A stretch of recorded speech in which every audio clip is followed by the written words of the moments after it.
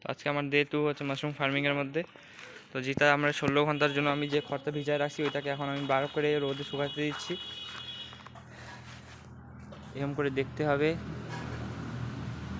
যতক্ষণ এই যে টিপছি জল পড়ছে না তার মানে এটা এখন বেড মেকিংয়ের জন্য রেডি আছে। এটাকে এখন বেড মেকিংয়ের জন্য নিয়ে যাওয়া হবে।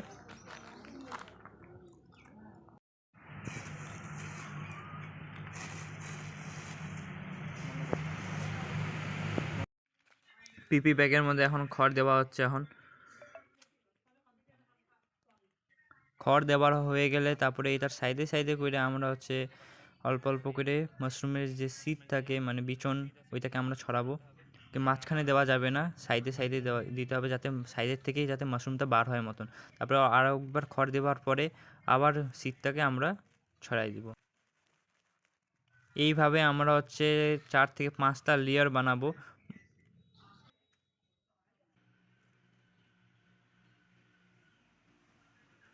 কমপ্লিট হওয়ার পরে আমরা হচ্ছে এই ব্যাগ থেকে এক্সট্রা হাওয়া যেতে থাকে ওইটা আস্তে আস্তে করে বার করার পরে এটাকে ভালোভাবে বেঁধে দিতে হবে, না হলে হচ্ছে ভিতর যদি হাওয়া ঢুকে তাহলে হচ্ছে এটা কাল্টিভেশনটা ঠিক মতন হবে না।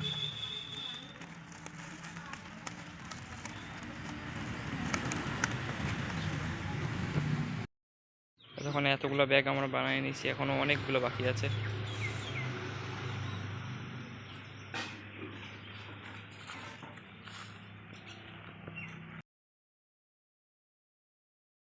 তো অয়েস্টার মাশরুমের সমস্ত বেড মেকিং কমপ্লিট হওয়ার পরে আমি এগুলো লাগানো শুরু করছি এমনভাবে।